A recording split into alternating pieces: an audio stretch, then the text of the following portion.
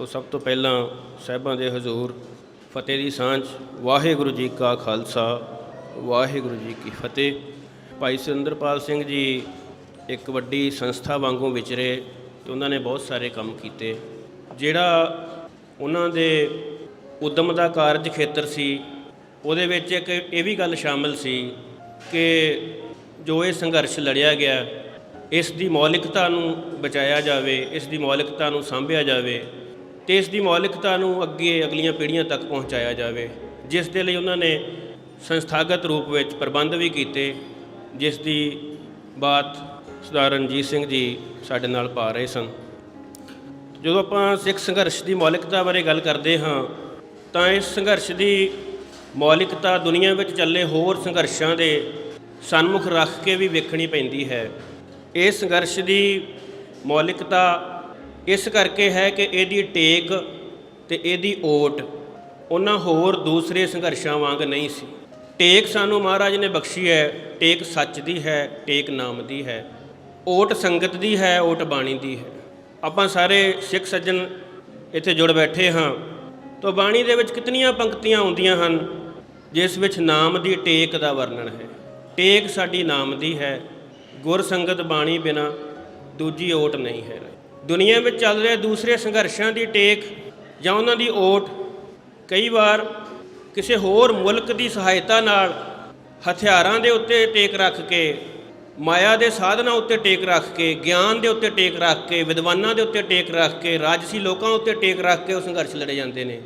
पर यह संघर्ष नरोल वक्रे तरीके नाल लड़िया गया उन्हां पैंतणियां ते उन्हां लीहां ते जो गुरु ने साडे लई साजियां सन। ये इस संघर्ष की मौलिकता का पहला नुकता है। इस दी टेक होर है, इस दी ओट होर है। इस दी मौलिकता का दूसरा नुकता जे आपां विचारना होवे तां ओह है कि ना ही ये संप्रदायिक खाते विच पैंदा है ते ना ही ये रैਡੀਕਲ खाते विच पैंदा है, क्योंकि ये वक्री तरह नाल होंद विच आया संघर्ष सी। इस संघर्ष विच कुदे हुए लोग किसी होर थां तो जागे सन। दुनिया दे विच दो तरह के लोगों ने तब्दीलियां लियांदियां ने। ज़्यादातर लोगों ने तब्दीली लियाउण लई किसी समाजिक स्थिति नूं, समाजिक सवाल नूं केंद्र विच रखिया। वो मुद्दा आर्थिकता दा सी, वो मुद्दा ना बराबरी दा सी, जां वो मुद्दा कोई होर सी। परंतु जदों आपां खालसा जी की गल करते हाँ इस दे मुद्दे होर हन। हुणे ही बहुत मनोहर कीर्तन होया है। भाई बेअंत सिंह जी ने पहला तो ये वड्डी गल है कि उन्होंने चौंकी की मर्यादा नूं पूर्ण तौर पर निभाया साडे सामने। ज़्यादातर रागी उस मर्यादा का निर्वाहन नहीं करते जिस दे विच चौंकी के चारे चरण पूरे किए गए। तो ये वड्डी गल है, खुशी वाली गल है, बरकत वाली गल है। गले विच मिठास होनी अकाल पुरख की बख्शिश है, परंतु अपन परंपरावां का ज्ञात होना होर वड्डी गल है, तो उसका निर्वाहन करना उस तो ही वड्डी गल है। तो इन्होंने जिक्र किया कि शताब्दियां मनाइया जा रही ने गुरु अमरदास पातशाह जी का ज्योति जोत पुरब तो गुरु रामदास पातशाह जी का गुरियाई पुरब। तो असीं देखते हाँ कि जो ये संघर्ष है, इस संघर्ष की अगवाई तो गुरु पातशाह आप करते हैं। उन्होंने जीवन में जिहड़े अमल किए गए, जिहड़े काम किए गए, उन्होंने कामां की रोशनी में ही ये संघर्ष लड़िया गया। गुरु अमरदास पातशाह जी ने जिस तरह के कारज किए हैं वो रूहानी महत्ता वाले हैं।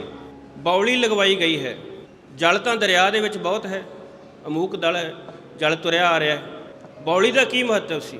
बौली दे विच 84 पौड़ियाँ रखिया गई, उन्हां दा की महत्व सी? उहदे विच उतरना पैंदा है। रवायत यह है कि वह 84 लाख जून नूं रिप्रजेंट करते, तो उन्हां पौड़ियां तो उतरते हुए असीं जांदे कित्थों तक हाँ? जल तक। तो जल किहड़ा है? जो साडा मूल है। जल ते त्रिभवन साजिया, मूल जिथों ये त्रिभवन साजिया गया वो मूल सवालों के उत्ते ही संघर्ष लड़िया गया। वो मूल सवाल जिहड़े ओले हो गए सन व्याख्यावां करके, ज्ञान की अजारेदारी करके, उन्हां मूल सवालों के नाल महाराज जी ने अपने सिखां नूं जोड़िया कि अपने मूल नूं पछाणो। जदों असीं वो पौड़ियां उतरते हुए जल तक पहुँचते हाँ, वो पौड़ियां सरीरक रूप में उतरनियां हन, वो पौड़ियां असीं अपने अंदरले सार रूप में उतरनियां हन। क्योंकि साढ़े दो रूप है, एक साडा जिहड़ा बाहरला रूप आ, एक साडा सार रूप आ। तो जिहड़ा सार है वो कई बार अखों ओले हो जाता क्योंकि सूखम बहुत हुंदा।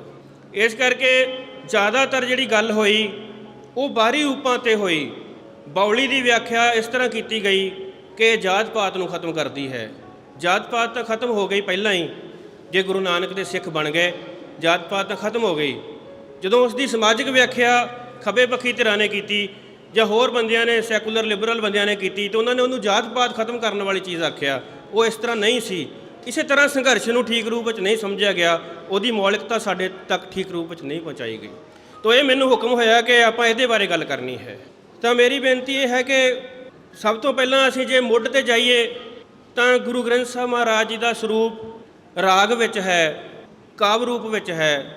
ਡਾਕਟਰ ਗੁਰਭਗਤ ਸਿੰਘ ਕਿਹਾ ਕਰਦੇ ਸਨ ਵੀ ਇਹ ਦੋ ਚੀਜ਼ਾਂ, ਜਿਸ ਵਿੱਚ ਸ਼ਾਇਰੀ ਹੈ, ਜਿਸ ਵਿੱਚ ਰਾਗ ਹੈ, ਇਹ ਸਿੱਖ ਸੱਭਿਅਤਾ ਨੂੰ ਬਾਕੀ ਦੁਨੀਆ ਦੀਆਂ ਚੀਜ਼ਾਂ ਨਾਲੋਂ ਨਿਖੇੜਦੀਆਂ ਨੇ। ਭਾਵੇਂ ਕਿ ਉੱਥੇ ਵੀ ਇਹ ਸਾਰਾ ਕੁਝ ਹੈ, ਪਰੰਤੂ ਰੂਹਾਨੀ ਚੀਜ਼ਾਂ ਦਾ ਜਾਂ ਗੁਰੂ ਰੂਪ ਵਿੱਚ ਗੁਰੂ ਗ੍ਰੰਥ ਸਾਹਿਬ ਮਹਾਰਾਜ ਦਾ ਇਸ ਤਰ੍ਹਾਂ ਦਾ ਸਰੂਪ ਜੋ ਹੈ ਉਹ ਸਿੱਖਾਂ ਨੂੰ ਲਗਾਤਾਰ ਸਿਰਜਣਾਤਮਕ ਰੱਖਦਾ ਹੈ।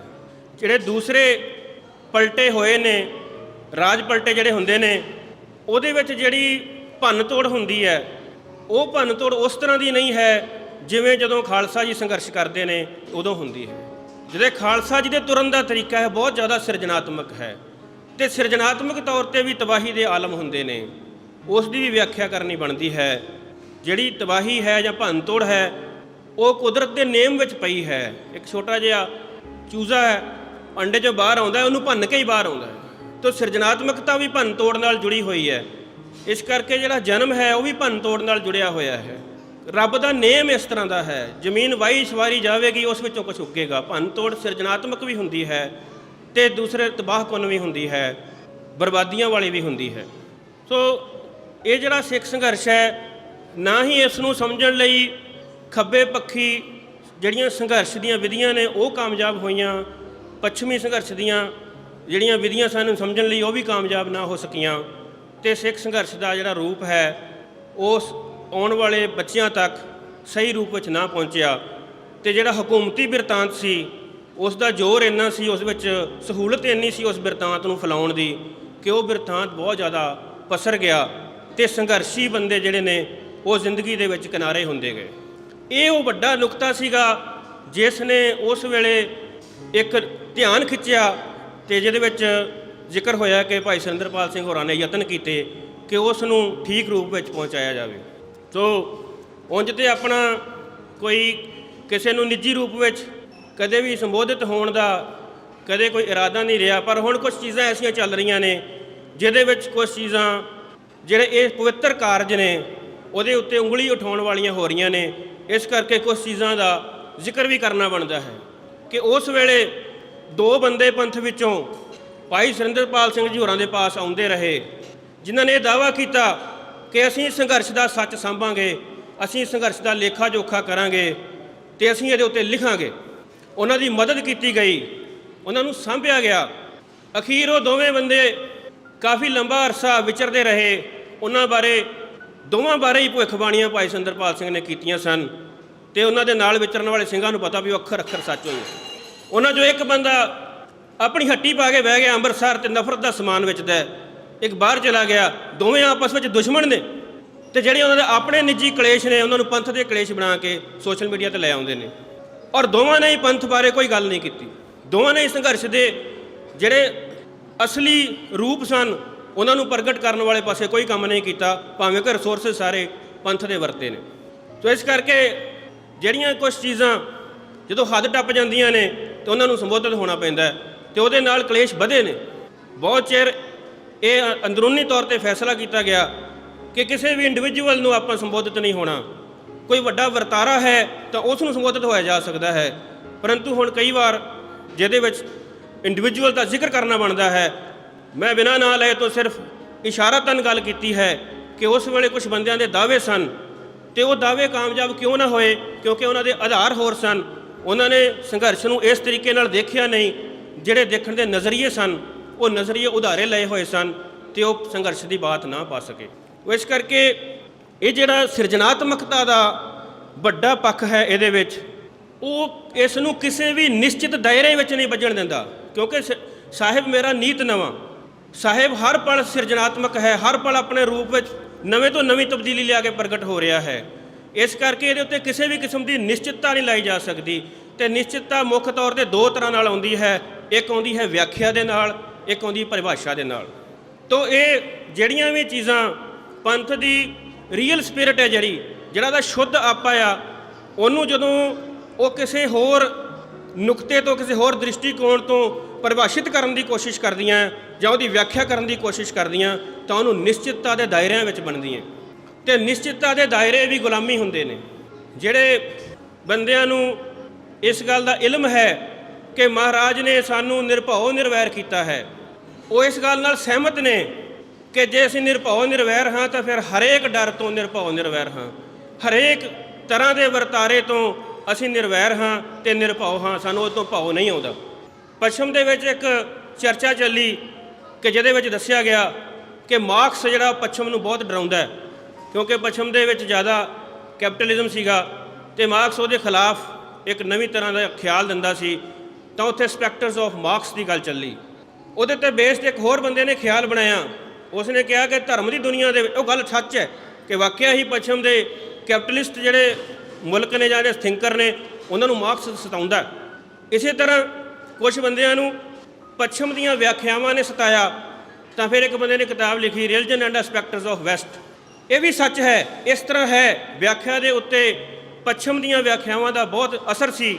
ਉਹਦੇ 'ਤੇ ਆਪਾਂ ਵੀ ਕੰਮ ਕੀਤਾ ਹੈ, ਉਹਦੇ 'ਤੇ ਆਪਾਂ ਬਹੁਤ ਗੱਲ ਕੀਤੀ ਹੈ, ਪਰੰਤੂ ਇਹ ਸਾਰੀਆਂ ਨਿਸ਼ਚਿਤਤਾਵਾਂ ਤੋਂ ਵੀ ਆਜ਼ਾਦ ਹੋਣਾ ਪਵੇਗਾ। ਹੁਣ ਇੱਕ ਹੋਰ ਗੱਲ ਸਾਹਮਣੇ ਆਈ ਹੈ ਜਿਸ ਦੇ ਵਿੱਚ ਇੱਕ ਹੋਰ ਡਰ ਸਤਾ ਰਿਹਾ ਹੈ, ਉਹ ਹੈ ਡਰ ਬਾਹਮਣ ਦਾ। ਤਾਂ ਜਿਹੜਾ ਇਹ ਬਾਹਮਣ ਦਾ ਡਰ ਹੈ, ਜੇ ਇਹਦੇ ਤੋਂ ਮੁਕਤ ਨਹੀਂ ਹੋਇਆ ਜਾਵੇਗਾ ਤਦ ਵੀ ਸਹੀ ਸੱਚ ਨੂੰ ਨਹੀਂ ਪਛਾਣਿਆ ਜਾਵੇਗਾ। ਇਹ ਵੀ ਇੱਕ ਕਿਸਮ ਦੀ ਗੁਲਾਮੀ ਹੈ। ਇਸ ਡਰ ਤੋਂ ਆਜ਼ਾਦ ਹੋਣਾ ਪਵੇਗਾ। ਜਿਸ ਚੀਜ਼ ਨੂੰ ਪਹਿਲਾਂ ਗੁਰੂ ਸਾਹਿਬ ਭੰਗ ਕਰ ਚੁੱਕੇ ਨੇ, ਉਸ ਚੀਜ਼ ਦਾ ਡਰ ਬਣਾ ਕੇ ਜਿਹੜੇ ਦਾਇਰੇ ਸਿਰਜੇ ਜਾਂਦੇ ਨੇ ਨਿਸ਼ਚਿਤਤਾ ਦੇ, ਤੇ ਉਹਦੇ ਵਿੱਚ ਸੁੱਟ ਕੇ ਆਪਣੇ ਹੀ ਬੰਦਿਆਂ ਨੂੰ ਬਦਨਾਮ ਕਰਨ ਦੀ ਕੋਸ਼ਿਸ਼ ਕੀਤੀ ਜਾਂਦੀ ਹੈ। ਇਹ ਵੀ ਠੀਕ ਗੱਲ ਨਹੀਂ ਹੈ। ਤਾਂ ਇਸ ਕਰਕੇ ਜਿਹੜੀ ਇਹ ਨਿਸ਼ਚਿਤਤਾ ਦੇ ਦਾਇਰਿਆਂ ਵਿੱਚ ਸੁੱਟਣ ਵਾਲੀ ਗੱਲ ਹੈ, ਇਹ ਸਿਰਜਣਾਤਮਕਤਾ ਦੇ ਉਸ ਅਸੂਲ ਦੇ ਉਲਟ ਹੈ ਜਿਹਦੇ ਵਿੱਚ ਸਾਹਿਬ ਮੇਰਾ ਨੀਤ ਨਵਾਂ, ਜਿਸ ਨੂੰ ਕਿਸੇ ਵੀ ਵਿਆਖਿਆ ਵਿੱਚ ਨਹੀਂ ਬੰਨਿਆ ਜਾ ਸਕਦਾ, ਜਿਸ ਨੂੰ ਕਿਸੇ ਵੀ ਦਾਇਰੇ ਵਿੱਚ ਨਹੀਂ ਬੰਨਿਆ ਜਾ ਸਕਦਾ। ਇਸ ਕਰਕੇ ਇਸ ਸੰਘਰਸ਼ ਦਾ ਨਿਸ਼ਾਨਾ ਵੀ ਹਮੇਸ਼ਾ ਇਵੋਲਵ ਹੁੰਦਾ ਰਹਿੰਦਾ ਹੈ। ਇਸ ਦੇ ਵਿੱਚ ਕੋਈ ਇਹ ਪੱਕੇ ਅਸੂਲ ਨਹੀਂ ਜਿਵੇਂ ਮਾਰਕਸਵਾਦੀਆਂ ਦੇ ਪੱਕੇ ਅਸੂਲ ਹਨ ਕਿ ਇਸ ਤਰ੍ਹਾਂ ਦੀ ਜਿਹੜੀ ਹਾਲਤ ਹੈ ਇਸ ਨੂੰ ਬਦਲ ਕੇ ਅਸੀਂ ਸਮਾਜਵਾਦ ਲੈ ਆਵਾਂਗੇ। ਇਸ 'ਤੇ ਪੱਕਾ ਇਸ ਤਰ੍ਹਾਂ ਦਾ ਕੁਝ ਨਹੀਂ ਕਿਹਾ ਜਾ ਸਕਦਾ। ਸਿੱਖ ਸੰਘਰਸ਼ ਇਸ ਤਰ੍ਹਾਂ ਦੇ ਪੱਕੇ ਦਾਅਵੇ ਨਹੀਂ ਕਰਦਾ ਕਿ ਜਦੋਂ ਖਾਲਸਾ ਰਾਜ ਆ ਜਾਏਗਾ ਉਸੇ ਵੇਲੇ ਜਿੰਨਾ ਪੈਲੀਆਂ ਨੂੰ ਨਹਿਰ ਦਾ ਪਾਣੀ ਨਹੀਂ ਲੱਗਦਾ ਅਗਲੇ ਦਿਨ ਲੱਗਣ ਲੱਗ ਜਾਏਗਾ। ਇਸ ਤਰ੍ਹਾਂ ਦਾ ਕੋਈ ਦਾਅਵਾ ਨਹੀਂ ਕਿ ਜਿੱਥੇ ਸੁੱਖ ਸਹੂਲਤਾਂ, ਜਿਹੜੀਆਂ ਸਿਹਤ ਦੀਆਂ ਸਹੂਲਤਾਂ ਨਹੀਂ ਪਹੁੰਚੀਆਂ ਉਹ ਅਗਲੇ ਦਿਨ ਪਹੁੰਚ ਜਾਣਗੀਆਂ। ਇਸ ਤਰ੍ਹਾਂ ਦੇ ਕੋਈ ਨਿਸ਼ਚਿਤ ਦਾਇਰੇ ਨਹੀਂ ਆ। ਇਸ ਦੇ ਵਿੱਚ ਕੇਂਦਰ ਵਿੱਚ ਮਨੁੱਖ ਹੈ ਕਿ ਮਨੁੱਖ ਦੀ ਆਜ਼ਾਦੀ ਦੇ ਰਾਹ ਖੋਲ੍ਹੇ ਜਾਣਗੇ। ਮਨੁੱਖ ਨੂੰ ਉਹ ਸੰਪੂਰਨ ਮਨੁੱਖ ਬਣਾਇਆ ਜਾਏਗਾ ਜਿਸ ਦਾ ਉਸ ਦੇ ਅੰਦਰ ਬੀਜ ਅਕਾਲ ਪੁਰਖ ਨੇ ਆਪ ਰੱਖਿਆ ਹੈ, ਜਿਸ ਦੀ ਪਛਾਣ ਗੁਰੂ ਨੇ ਆਪ ਕਰਾਈ ਹੈ, ਜਿਸ ਵਿੱਚ ਸਿੱਖ ਨੂੰ ਪਹਿਲਾਂ ਆਮ ਸਧਾਰਨ ਹਾਲ ਤੋਂ ਉੱਚਾ ਚੁੱਕ ਕੇ ਗੁਰਸਿੱਖ ਬਣਾਇਆ ਗਿਆ। ਉਸ ਗੁਰਸਿੱਖ ਨੂੰ ਫਿਰ ਗੁਰੂ ਨੇ ਆਪਣਾ ਗੁਰੂ ਬਣਾਇਆ ਤੇ ਉਸ ਦੇ ਅੱਗੇ ਮੱਥਾ ਟੇਕਿਆ, ਤੇ ਜਿੱਥੇ ਜਾ ਕੇ ਉਸ ਨੂੰ ਕਿਹਾ ਖਾਲਸਾ ਖੁਦ ਖੁਦਾ ਹੈ, ਜਿੱਥੇ ਜਾ ਕੇ ਕਿਹਾ ਖਾਲਸਾ ਮੇਰਾ ਖਾਸ ਰੂਪ ਹੈ, ਜਿੱਥੇ ਕਿਹਾ ਖਾਲਸਾ ਮੇਰਾ ਸੱਜਣ ਹੈ, ਜਿੱਥੇ ਜਾ ਕੇ ਕਿਹਾ ਖਾਲਸਾ ਮੇਰਾ ਸਤਿਗੁਰੂ ਹੈ। ਉਹ ਰਾਹਾਂ ਦੇ ਉੱਤੇ ਸੰਘਰਸ਼ ਹੈ। ਸੰਘਰਸ਼ ਜਿਹੜੇ ਸਮਾਜਿਕ ਤੌਰ 'ਤੇ ਹੋਰ ਸਵਾਲ ਨੇ, ਇਹ ਸੰਘਰਸ਼ ਦੀ ਮੌਲਿਕਤਾ ਉਹਨਾਂ ਨਾਲ ਜੁੜੀ ਹੋਈ ਨਹੀਂ ਹੈ, ਭਾਵੇਂ ਕਿ ਉਹ ਸਵਾਲ ਇਸ ਵਿੱਚ ਆਪਣੇ ਆਪ ਹੱਲ ਹੁੰਦੇ ਨੇ। ਬਹੁਤ ਸਾਰੇ ਸਵਾਲ ਨੇ ਜਿਹੜੇ ਜ਼ਿੰਦਗੀ ਦੇ ਵਿੱਚ ਆਪਣੇ ਆਪ ਹੱਲ ਹੁੰਦੇ ਨੇ। ਜਦੋਂ ਬਰਸਾਤ ਹੁੰਦੀ ਆ ਕਿੰਨੇ ਸਵਾਲ ਆਪੇ ਹੱਲ ਹੋ ਜਾਂਦੇ ਆ। ਜਦੋਂ ਕੁਦਰਤ ਆਪਣਾ ਪੱਖਾ ਚਲਾਉਂਦੀ ਆ ਕਿੰਨੇ ਸਵਾਲ ਆਪਣੇ ਆਪ ਹੱਲ ਹੋ ਜਾਂਦੇ ਆ। ਤਾਂ ਕੁਦਰਤੀ ਰੂਪ ਵਿੱਚ ਇਹ ਵਹਿਣ ਆ ਜਿਸ ਵਿੱਚ ਇਹ ਮਸਲੇ ਹੱਲ ਹੋਣੇ ਆ। ਆਰਥਿਕਤਾ ਦੇ ਮਸਲੇ ਹੱਲ ਹੋਣੇ ਆ, ਸਮਾਜ ਦੀਆਂ ਹੋਰ ਚੀਜ਼ਾਂ ਦੇ ਮਸਲੇ ਆਪਣੇ ਆਪ ਹੱਲ ਹੋਣੇ ਆ, ਪਰੰਤੂ ਨਿਸ਼ਚਿਤ ਦਾਇਰਿਆਂ ਵਿੱਚ ਇਹ ਸੰਘਰਸ਼ ਨਹੀਂ ਚੱਲਦਾ।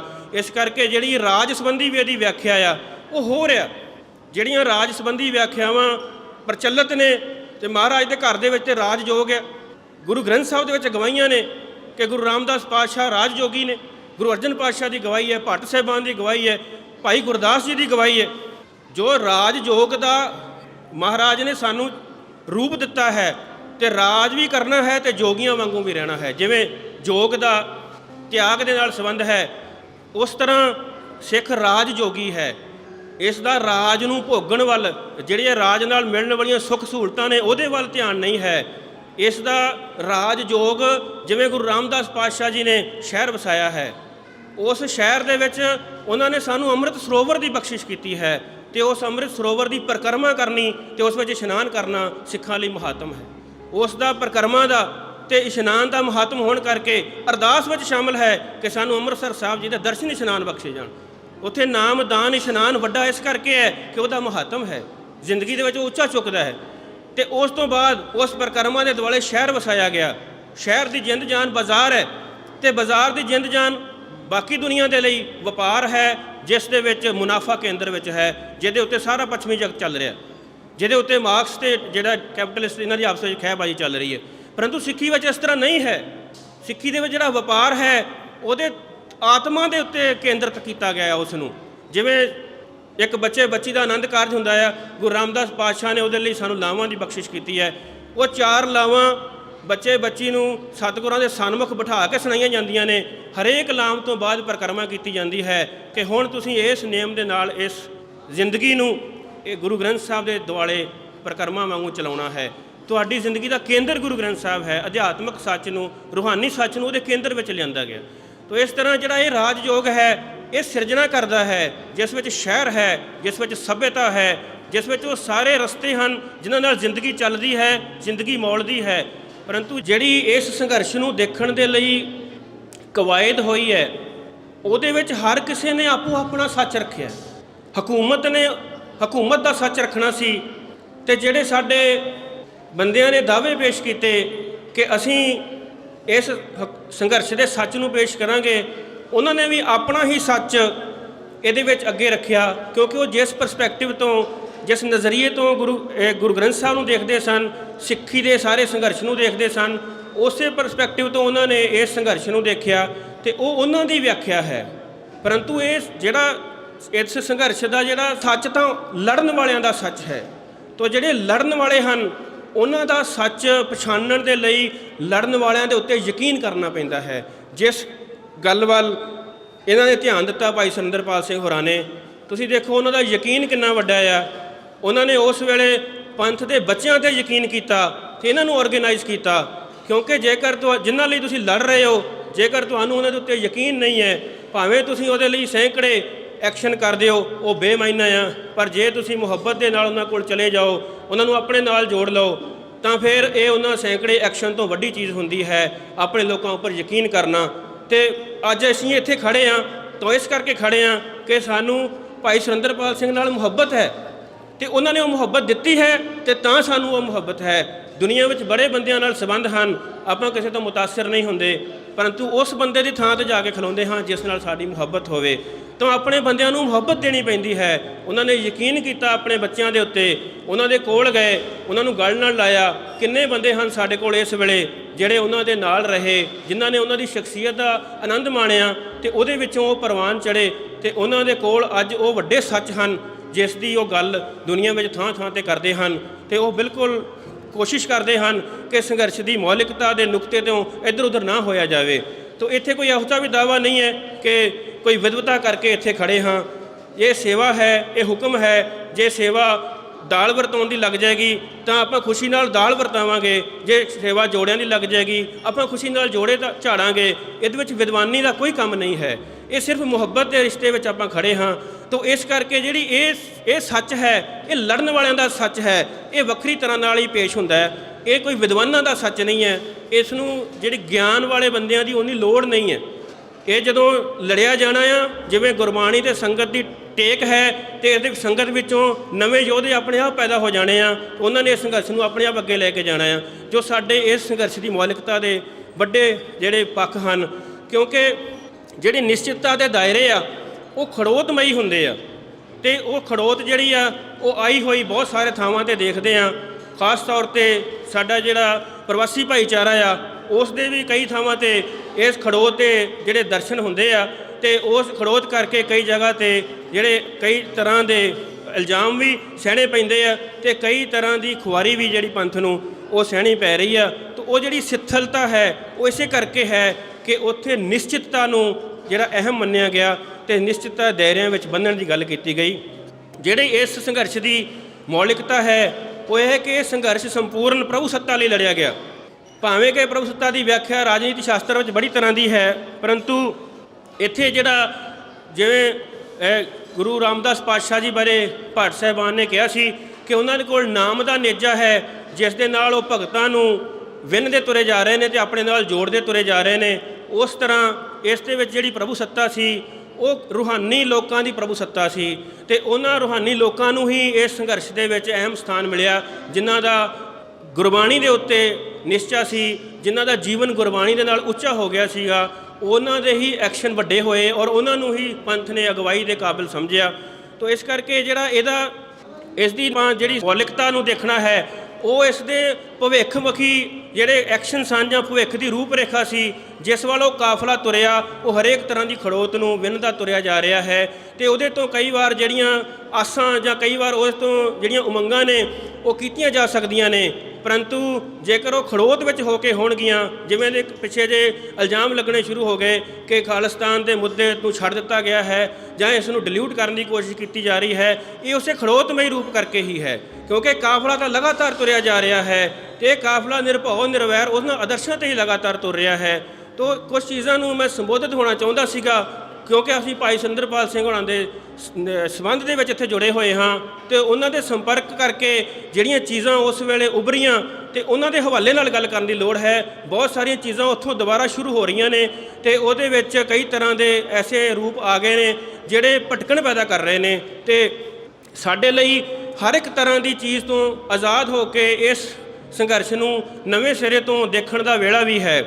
ਤੋ ਜਿਹੜੇ ਮੌਜੂਦਾ ਹਾਲਾਤ ਨੇ ਇਹ ਅਚਾਨਕ ਨਹੀਂ ਪੈਦਾ ਹੋਏ, ਇਹ ਸਾਰੇ ਮੌਜੂਦਾ ਹਾਲਾਤ ਸਾਡੇ ਵੱਡੇ ਆਗੂਆਂ ਦੇ ਕਿਰਦਾਰ ਵਿੱਚ ਨੁਕਸ ਪੈਣ ਕਰਕੇ ਹੋਏ, ਜਿਹੜੇ ਉਸ ਵੇਲੇ ਰਾਜਨੀਤਿਕ ਵਿਵਸਥਾ ਦੇ ਵਿੱਚ ਆਗੂ ਸਨ। ਉਹਨਾਂ ਲੋਕਾਂ ਦੇ ਉੱਤੇ ਟੇਕ ਰੱਖੀ ਗਈ। ਅਸੀਂ ਦੋ ਤਰ੍ਹਾਂ ਦੇ ਬੰਦਿਆਂ 'ਤੇ ਟੇਕ ਰੱਖਣ ਦੀ ਕੋਸ਼ਿਸ਼ ਕੀਤੀ ਹੈ ਸੰਘਰਸ਼ ਤੋਂ ਬਾਅਦ, ਜਦੋਂ ਸੰਘਰਸ਼ ਵੱਡੇ ਰੂਪ ਵਿੱਚ ਜਿਹੜਾ ਲੜਿਆ ਜਾ ਰਿਹਾ ਸੀਗਾ। ਉਸ ਤੋਂ ਬਾਅਦ ਜਦੋਂ 92-95 ਦੀ ਗੱਲ ਆਉਂਦੀ ਹੈ ਤਾਂ ਉਸ ਤੋਂ ਬਾਅਦ ਅਸੀਂ ਰਾਜਨੀਤਿਕ ਲੋਕਾਂ ਦੇ ਉੱਪਰ ਟੇਕ ਰੱਖੀ, ਜਿਨ੍ਹਾਂ ਲੋਕਾਂ ਦੀ ਜ਼ਿੰਦਗੀ ਵਿੱਚ ਖੜੋਤ ਹੋਣ ਕਰਕੇ ਜਾਂ ਜਿਨ੍ਹਾਂ ਜ਼ਿੰਦਗੀ ਦੇ ਵਿੱਚੋਂ ਗੁਰਮਤਿ ਦਾ ਉਹ ਸੱਚ ਘਟ ਜਾਣ ਕਰਕੇ, ਕਿਰ ਜਾਣ ਕਰਕੇ ਉਹਨਾਂ ਨੇ ਸਾਨੂੰ ਖੁਆਰੀ ਵਿੱਚ ਸੁੱਟਿਆ ਹੈ। ਤੋ ਇਸ ਕਰਕੇ ਇਹ ਜਿਹੜੇ ਮੌਜੂਦਾ ਹਾਲਾਤ ਆ, ਇਹ ਸਾਰੇ ਹਾਲਾਤ ਅਮਲ ਕਰਕੇ ਹੋਏ ਆ ਤੇ ਸਹਿਜੇ ਹੋਏ ਆ। ਇਸ ਕਰਕੇ ਇਹਨਾਂ ਨੂੰ ਉੱਚਾ ਚੁੱਕਣ ਲਈ ਦੁਬਾਰਾ ਤੋਂ ਅਮਲ ਦੀ ਲੋੜ ਹੈ। ਇਹ ਜਿਹੜਾ ਅਚਾਨਕ ਕੋਈ ਵਾਪਰਦਾ ਹੈ, ਗੁਲਾਮੀ ਵੀ ਅਚਾਨਕ ਨਹੀਂ ਆਉਂਦੀ। ਜਿਹੜੇ ਹਾਲਾਤ ਵਿੱਚ ਅੱਜ ਅਸੀਂ ਫਸੇ ਹੋਏ ਹਾਂ, ਇਹ ਸਹਿਜੇ ਇੱਥੋਂ ਤੱਕ ਪਹੁੰਚੇ ਹਾਂ। ਸਹਿਜੇ ਹੀ ਅਸੀਂ ਰਾਜ ਸਿਰਜਿਆ ਸੀ, ਸਹਿਜੇ ਉਹ ਰਾਜ ਗਿਆ ਤੇ ਉਸ ਤੋਂ ਬਾਅਦ ਲੰਮਾ ਅਰਸਾ ਅਸੀਂ ਖਾਸ ਤਰ੍ਹਾਂ ਦੇ ਪ੍ਰਭਾਵਾਂ ਹੇਠ ਰਹੇ ਤੇ ਸਹਿਜੇ ਸਾਡੇ ਆਗੂਆਂ ਦੇ ਕਿਰਦਾਰ ਵਿੱਚੋਂ ਉਹ ਵੱਡੀਆਂ ਚੀਜ਼ਾਂ ਕਿਰ ਗਈਆਂ ਜਿਨ੍ਹਾਂ ਦੀ ਉਹਨਾਂ ਤੋਂ ਆਸ ਕੀਤੀ ਜਾਂਦੀ ਸੀ। ਇਸ ਕਰਕੇ ਇਹ ਸਾਰਾ ਕੁਝ ਨਵੇਂ ਸਿਰੇ ਤੋਂ ਸਾਨੂੰ ਦੇਖਣਾ ਪਏਗਾ ਤੇ ਇਸ ਸੰਘਰਸ਼ ਦੀ ਮੌਲਿਕਤਾ ਇਸ ਗੱਲ ਵਿੱਚ ਵੀ ਹੈ ਕਿ ਇਸ ਸੰਘਰਸ਼ ਲੜਨ ਵਾਲਿਆਂ ਨੂੰ ਪਤਾ ਸੀ ਕਿ ਸਾਨੂੰ ਜਿਹੜੀ ਚੀਜ਼ ਦੀ ਲੋੜ ਹੈ, ਜੋ ਅਸੀਂ ਪ੍ਰਭੂ ਸੱਤਾ ਜਾਂ ਆਜ਼ਾਦੀ ਚਾਹੁੰਦੇ ਹਾਂ, ਉਹ ਜੰਗ ਨਾਲ ਮਿਲਣੀ ਹੈ ਤੇ ਜੰਗ ਕੋਈ ਅਚਾਨਕ ਲੜੇ ਜਾਣ ਵਾਲਾ, ਅਚਾਨਕ ਕੀਤੇ ਜਾਣ ਵਾਲਾ ਕੰਮ ਨਹੀਂ ਹੁੰਦਾ। ਇਸ ਲਈ ਵੱਡੀ ਤਿਆਰੀ ਦੀ ਲੋੜ ਹੁੰਦੀ ਹੈ। ਇਸ ਲਈ ਆਪਣੇ ਲੋਕਾਂ ਨੂੰ ਤਿਆਰ ਕਰਨਾ ਪੈਂਦਾ ਹੈ। ਇਸ ਲਈ ਕਈ ਕਿਸਮ ਦਾ ਸਮਾਨ ਤਿਆਰ ਕਰਨਾ ਪੈਂਦਾ ਹੈ ਤੇ ਇਸ ਨੂੰ ਸਾਰੇ ਕੁਝ ਨੂੰ ਗੁਪਤ ਤੌਰ 'ਤੇ ਕਰਨ ਦੀ ਲੋੜ ਹੁੰਦੀ ਹੈ। ਪਰੰਤੂ ਇਹ ਡਿਮਾਂਡ ਕੀਤੀ ਜਾਂਦੀ ਹੈ ਕਿ ਤੁਸੀਂ ਆਪਣੀ ਸਾਰੀ ਸਟ੍ਰੈਟਜੀ ਸੋਸ਼ਲ ਮੀਡੀਆ 'ਤੇ ਰੱਖੋ ਤੇ ਉੱਥੇ ਫਿਰ ਇਸ ਤਰ੍ਹਾਂ ਦੀ ਗੱਲ ਦੀ ਜਿਹੜੀ ਡਿਮਾਂਡ ਹੈ ਉਹ ਉਸ ਵੱਡੇ ਨਿਸ਼ਾਨੇ ਨੂੰ ਭਟਕਾਉਣ ਵਾਸਤੇ ਕੀਤੀ ਜਾ ਰਹੀ ਹੈ। ਤੋ ਜਿਹੜੀ ਇਸ ਸੰਘਰਸ਼ ਦੀ ਮੌਲਿਕਤਾ ਹੈ, ਉਹਦੇ ਲਈ ਜਿਸ ਤਰ੍ਹਾਂ ਦੀ ਤਿਆਰੀ ਚਾਹੀਦੀ ਹੈ, ਉਹ ਆਪ ਜੀ ਨੂੰ ਸਭ ਨੂੰ ਪਤਾ ਹੈ ਕਿ ਜੇਕਰ ਅਸੀਂ ਆਪਣਾ ਸਾਰਾ ਕੁਝ ਸੋਸ਼ਲ ਮੀਡੀਆ 'ਤੇ ਲੈ ਜਾਵਾਂਗੇ ਤਾਂ ਫਿਰ ਕਿਸੇ ਕਿਸਮ ਦੀ ਵੀ ਜਿਹੜੀ ਆ ਉਹ ਹੋਰ ਗੱਲ ਦੁਸ਼ਮਣ ਨੂੰ ਕਰਨ ਦੀ ਲੋੜ ਨਹੀਂ ਪਏਗੀ। ਇਹ ਤਾਂ ਸਾਰਾ ਇਸ ਸੰਘਰਸ਼ ਨੂੰ ਫੇਲ ਕਰਨ ਵਾਲੀ ਡਿਮਾਂਡ ਹੈ, ਜਿਹਦੇ ਵਿੱਚ ਹਰੇਕ ਗੱਲ ਨੂੰ ਸੋਸ਼ਲ ਮੀਡੀਆ 'ਤੇ ਲਿਜਾਇਆ ਜਾ ਰਿਹਾ ਹੈ। ਤੋ ਇਹਦੇ ਵਿੱਚ ਜਿਹੜੀ ਸਾਨੂੰ ਪਤਾ ਹੈ ਵੀ ਜਿਹੜੀ ਸਾਨੂੰ ਕੰਮ ਕਰਨ ਦੀ ਲੋੜ ਆ, ਜਦੋਂ ਉਹ ਕੰਮ ਕਰਨ ਦਾ ਵੇਲਾ ਆਏਗਾ ਤੇ ਉਸੇ ਤਰੀਕੇ ਨਾਲ ਹੀ ਹੋਣਾ ਆ, ਕਿਉਂਕਿ ਇਹ ਵੱਡੀ ਚੀਜ਼ ਹੈ ਤੇ ਵੱਡੀ ਚੀਜ਼ ਨੇ ਕਿਸੇ ਵੱਡੇ ਤਰੱਦਦ ਨਾਲ ਹੀ ਹਾਸਲ ਹੋਣਾ ਹੈ। ਤੋ ਸਾਨੂੰ ਜਿਹੜਾ ਆ ਉਹ ਕੁਝ ਚੀਜ਼ਾਂ ਨਾਲ ਸਹਿਜ ਰੂਪ ਵਿੱਚ ਨਜਿੱਠਣ ਦੀ ਲੋੜ ਹੈ ਤੇ ਜਿਹੜੀਆਂ ਇਸ ਤਰ੍ਹਾਂ ਦੀਆਂ ਮੰਗ ਆ ਜਾਂਦੀਆਂ ਨੇ ਕਿਸੇ ਵੇਲੇ, ਇਹ ਸਾਨੂੰ ਜਿਹੜੀ ਜੰਗ ਦੀ ਤਿਆਰੀ ਆ, ਜਿਸ ਤਰ੍ਹਾਂ ਸਾਡਿਆਂ ਪਹਿਲਿਆਂ ਬੰਦਿਆਂ ਨੇ ਕੀਤੀ, ਉਸ ਤਰ੍ਹਾਂ ਹੀ ਕਰਨ ਦੀ ਲੋੜ ਹੈ। ਉਸ ਨੂੰ ਇਸ ਤਰ੍ਹਾਂ ਦੀਆਂ ਮੰਗਾਂ ਦੇ ਸਾਹਮਣੇ ਰੱਖ ਕੇ ਅਸੀਂ ਉਹ ਜਿਹੜਾ ਤਾਰ-ਪਿੜੋ ਨਹੀਂ ਕਰ ਸਕਦੇ ਜਾਂ ਉਹ ਤੋਂ ਇੱਧਰ ਉੱਧਰ ਨਹੀਂ ਹੋ ਸਕਦੇ, ਉਹ ਲਗਾਤਾਰ ਤੁਰਦੀ ਜਾਣੀ ਹੈ। ਤਾਂ ਮੈਂ ਇਸ ਚੀਜ਼ ਨੂੰ ਇੱਕ ਹੋਰ ਤਰੀਕੇ ਨਾਲ ਆਪ ਜੀ ਨਾਲ ਸਾਂਝਾ ਕਰਨਾ ਚਾਹੁੰਦਾ ਕਿ ਪੰਥ ਦੇ ਵਿੱਚ ਸਾਡੇ ਕੋਲ ਗੁਰੂ ਮਹਾਰਾਜ ਦਾ ਬਖਸ਼ਿਸ਼ ਕੀਤਾ ਹੋਇਆ 3 ਪਰਤੀ ਨਿਜ਼ਾਮ ਹੈ, ਜਿਹਦੇ ਵਿੱਚ ਮਹਾਰਾਜ ਜੀ ਨੇ ਸਾਡੇ ਸਾਹਮਣੇ ਇੱਕ ਪਰਤ ਦੇ ਵਿੱਚ ਰੂਹਾਨੀ ਤੌਰ 'ਤੇ ਉੱਚੀਆਂ ਸ਼ਖਸੀਅਤਾਂ ਦਾ ਜਿਹੜਾ ਉਹ ਪ੍ਰਬੰਧ ਰੱਖਿਆ। ਉਸ ਦੇ ਨਾਲ ਇੱਕ ਜੰਗਜੂ ਕਿਸਮ ਦੇ ਕਹਿ ਲਓ ਕਿ ਜੰਗਜੂ ਜੁਝਾਰੂਆਂ ਦੀ ਫੌਜ ਦੀ ਇੱਕ ਪਰਤ ਹੈ ਅਤੇ ਇੱਕ ਪਰਤ ਜਿਹੜੀ ਹੈ ਉਹ ਉਸ ਸਾਰੇ ਪ੍ਰਬੰਧ ਨੂੰ ਨਿਜ਼ਾਮ ਦੇ ਰੂਪ ਵਿੱਚ ਢਾਲਣ ਲਈ, ਜਿਸ ਨੂੰ ਅਸੀਂ ਰਾਜਸੀ ਜਾਂ ਐਗਜ਼ੈਕਟਿਵ ਬੋਡੀ ਕਹਿ ਸਕਦੇ ਹਾਂ, ਉਸ ਤਰ੍ਹਾਂ ਦੀ ਇੱਕ ਪਰਤ ਹੈ। ਅਤੇ ਇਹ ਤਿੰਨੇ ਪਰਤਾਂ ਹੀ ਖਾਲਸਾ ਜੀ ਦੇ ਉਸ ਸੰਘਰਸ਼ ਦਾ ਅਸਰ ਰੂਪ ਹਨ ਜਾਂ ਉਹਦਾ ਸਾਰ ਰੂਪ ਹਨ। ਜੇਕਰ ਅਸੀਂ ਇਹਨਾਂ ਤਿੰਨਾਂ ਦੇ ਵਿੱਚੋਂ ਕਿਸੇ ਇੱਕ ਦੇ ਉੱਪਰ ਵੀ ਵੱਧ ਟੇਕ ਰੱਖਾਂਗੇ ਅਤੇ ਦੂਸਰੀ ਨੂੰ ਘੱਟ ਕਰਾਂਗੇ ਤਾਂ ਫਿਰ ਇਹ ਬੈਲੈਂਸ ਵਿਗੜ ਜਾਏਗਾ, ਸੰਤੁਲਨ ਵਿਗੜ ਜਾਏਗਾ। ਤੋ ਜਿਹੜੀ ਪਿਛਲੇ ਸਮੇਂ ਵਿੱਚ ਆਪਾਂ ਕਵਾਇਦ ਕੀਤੀ ਹੈ ਉਹਦੇ ਵਿੱਚ ਇਹੀ ਤੁਹਾਨੂੰ ਨਜ਼ਰ ਆਏਗਾ, ਜਿਸ ਵਿੱਚ ਬਾਰ-ਬਾਰ ਇਹ ਕਿਹਾ ਜਾ ਰਿਹਾ ਕਿ ਜਿਹੜੀਆਂ ਰੂਹਾਨੀ ਤੌਰ 'ਤੇ ਉੱਚੀਆਂ ਸ਼ਖਸੀਅਤਾਂ ਹਨ, ਕਰਨੀ ਦੇ ਤੌਰ 'ਤੇ ਉੱਚੀਆਂ ਸ਼ਖਸੀਅਤਾਂ ਹਨ, ਉਹਨਾਂ ਦਾ ਇੱਕ ਜਥਾ ਸਿਰਮੌਰ ਰੂਪ ਵਿੱਚ ਉੱਪਰ ਹੋਣਾ ਚਾਹੀਦਾ ਹੈ, ਜਿਹੜੇ ਦੂਰ ਦ੍ਰਿਸ਼ਟੀ ਦੇ ਨਾਲ ਸਾਰਾ ਕੁਝ ਵਿਚਾਰ ਸਕਦੇ ਹਨ ਅਤੇ ਆਪਣੇ ਰੂਹਾਨੀ ਸੱਚ ਦੇ ਨਾਲ ਜੋੜ ਕੇ ਆਪਣੀਆਂ ਮੌਜੂਦਾ ਲੋੜਾਂ ਨੂੰ ਜਿਹੜਾ ਉਹ ਵਿਆਖਿਆ ਦੇ ਸਕਦੇ ਹਨ। ਅਤੇ ਜਿਹੜੇ ਇਹਨਾਂ ਦੋ ਧਿਰਾਂ ਦੇ ਵਿੱਚ ਜਿਹੜਾ ਉਹ ਕਹਿ ਲਓ ਕਿ ਹਰ ਵੇਲੇ ਉਹ ਵਿਚੋਲੇ ਦੀ ਭੂਮਿਕਾ ਵਿੱਚ ਵੀ ਹੋਣਗੇ, ਕਿਉਂਕਿ ਜਿਹੜੇ ਜੁਝਾਰੂ ਹਨ, ਇੱਕ ਸਿੰਘ ਨੂੰ ਪੁੱਛਿਆ ਗਿਆ ਕਿ ਜਦੋਂ ਜਿਸ ਖਾਲਸਾ ਰਾਜ ਲਈ ਆਪਾਂ ਲੜ ਰਹੇ ਹਾਂ, ਜਦੋਂ ਉਹ ਖਾਲਸਾ ਰਾਜ ਪ੍ਰਾਪਤ ਹੋ ਗਿਆ ਤਾਂ ਫਿਰ ਆਪਾਂ ਕੀ ਕਰਾਂਗੇ? ਤਾਂ ਉਹ ਸਿੰਘ ਦਾ ਜਵਾਬ ਸੀ ਕਿ ਤਾਕਤ ਆਉਣ ਨਾਲ ਹਮੇਸ਼ਾ ਬੰਦਿਆਂ ਦੇ ਜਿਹੜੇ ਦਿਮਾਗ ਉਹ ਵਿਗੜ ਜਾਇਆ ਕਰਦੇ ਨੇ। ਅਸੀਂ ਫਿਰ ਜੇ ਉਹ ਆਪਣੇ ਅਕੀਦੇ ਤੋਂ ਭਟਕਣਗੇ, ਜੇਕਰ ਉਹ ਖਾਲਸਾ ਰਾਜ ਨੂੰ ਖਾਲਸਾਈ ਤਰੀਕੇ ਨਾਲ ਨਹੀਂ ਚਲਾਉਣਗੇ ਤਾਂ ਫਿਰ ਅਸੀਂ ਉਹਨਾਂ ਨਾਲ ਸੰਘਰਸ਼ ਕਰਾਂਗੇ। ਤੋ ਇਸ ਕਰਕੇ ਜਿਹੜੇ ਬੰਦਿਆਂ ਨੇ ਰਾਜ ਨੂੰ ਐਗਜ਼ੀਕਿਊਟ ਕਰਨਾ ਹੁੰਦਾ, ਜਿਨ੍ਹਾਂ ਨੂੰ ਆਪਾਂ ਮੌਜੂਦਾ ਸਮੇਂ ਦੀ ਬੋਲੀ ਦੇ ਵਿੱਚ ਰਾਜਸੀ ਲੋਕ ਕਹਿ ਦਿੰਦੇ ਹਾਂ, ਉਹਨਾਂ ਦੇ ਉੱਪਰ ਸੰਘਰਸ਼ਸ਼ੀਲ ਲੋਕਾਂ ਦਾ ਦਬਾਅ ਹੋਣਾ ਚਾਹੀਦਾ ਹੈ ਅਤੇ ਸੰਘਰਸ਼ੀ ਯੋਧਿਆਂ ਦੇ ਉੱਪਰ ਰੂਹਾਨੀ ਸ਼ਖਸੀਅਤਾਂ ਦਾ ਦਬਾਅ ਹੋਵੇਗਾ, ਤਾਂ ਹੀ ਇੱਕ ਸੰਤੁਲਨ ਦੇ ਵਿੱਚ ਇਹ ਜਿਹੜਾ ਸੰਘਰਸ਼ ਉਹ ਅੱਗੇ ਚੱਲ ਸਕਦਾ ਹੈ। ਤੋ ਇਸ ਸੰਘਰਸ਼ ਦੇ ਦੌਰਾਨ ਵੀ ਜਿਹੜੀਆਂ ਉੱਚੀਆਂ ਸ਼ਖਸੀਅਤਾਂ ਸਨ, ਨਾਮ ਬਾਣੀ ਕਰਕੇ ਜਾਂ ਆਪਣੀ ਦੂਰ ਦ੍ਰਿਸ਼ਟੀ ਕਰਕੇ, ਸੂਝ ਕਰਕੇ ਉਹਨਾਂ ਦਾ ਕੁੰਡਾ ਰਿਹਾ ਅਤੇ ਬਹੁਤ ਹੀ ਉੱਤਮ, ਬਹੁਤ ਹੀ ਸੁਲਝੇ ਹੋਏ ਵੱਡੇ ਐਕਸ਼ਨ ਵੀ ਹੋਏ, ਸੰਘਰਸ਼ ਲੜਿਆ ਗਿਆ। ਸੰਤਾਂ ਦੇ ਆਮਦ ਦੇ ਨਾਲ ਇੱਕ ਖਾਸ ਤਰ੍ਹਾਂ ਦੀ ਕੇਂਦਰੀ ਅਗਵਾਈ ਸੀ, ਇੱਕ ਨਿਊਕਲੀਅਸ ਸੀ ਜਿਸ ਤੋਂ ਸਾਰਾ ਕੁਝ ਚੱਲ ਰਿਹਾ ਸੀ। ਸੰਤਾਂ ਦੀ ਸ਼ਹਾਦਤ ਤੋਂ ਬਾਅਦ ਇੱਕ ਖਲਾਅ ਪੈਦਾ ਹੋਇਆ, ਜਿਸ ਨੂੰ ਭਰਿਆ ਇਹਨਾਂ ਵੱਡੀਆਂ ਸ਼ਖਸੀਅਤਾਂ ਨੇ, ਜਿਨ੍ਹਾਂ ਨੂੰ ਆਪਾਂ ਜਰਨੈਲ ਕਹਿੰਦੇ ਹਾਂ, ਜਿਨ੍ਹਾਂ ਨੂੰ ਆਪਾਂ ਵੱਡੇ ਆਗੂ ਕਹਿੰਦੇ ਹਾਂ। ਅਤੇ ਉਹਨਾਂ ਦੀ ਅਗਵਾਈ ਦੇ ਵਿੱਚ ਜਿਹੜਾ ਕੰਮ ਚੱਲਿਆ, ਜਦੋਂ ਉਹ ਅਗਵਾਈ ਪਾਸੇ ਹੋਈ ਤਾਂ ਉਸ ਵੇਲੇ ਇੱਕ ਫਿਰ ਖੰਡਿਆਰ ਆਈ, ਇੱਕ ਜਿਹੜੀ ਆਸੇ-ਪਾਸੇ ਜਿਹੜਾ ਖਲਾਰਾ ਸੀਗਾ ਉਸ ਨੂੰ ਸਮੇਟਣ ਲਈ ਫਿਰ ਨਵੇਂ ਸਿਰੇ ਤੋਂ ਭਾਈ ਸੁਰਿੰਦਰਪਾਲ ਸਿੰਘ ਹੋਰਾਂ ਵਰਗੇ ਬੰਦੇ ਕੇਂਦਰ ਵਿੱਚ ਆਏ, ਜਿਨ੍ਹਾਂ ਨੇ ਉਸ ਨੂੰ ਆਰਗੇਨਾਈਜ਼ ਕੀਤਾ ਅਤੇ ਉਹਦੇ ਵਿੱਚ ਉਹ ਸੰਸਥਾਵਾਂ ਖੜੀਆਂ ਕੀਤੀਆਂ ਜਿਨ੍ਹਾਂ ਦੀ ਲੋੜ ਸੀ, ਜਿਹਨੇ ਸਾਰੇ ਕੁਝ ਨੂੰ ਸੂਤਰਬੱਧ ਕਰਨਾ ਸੀ।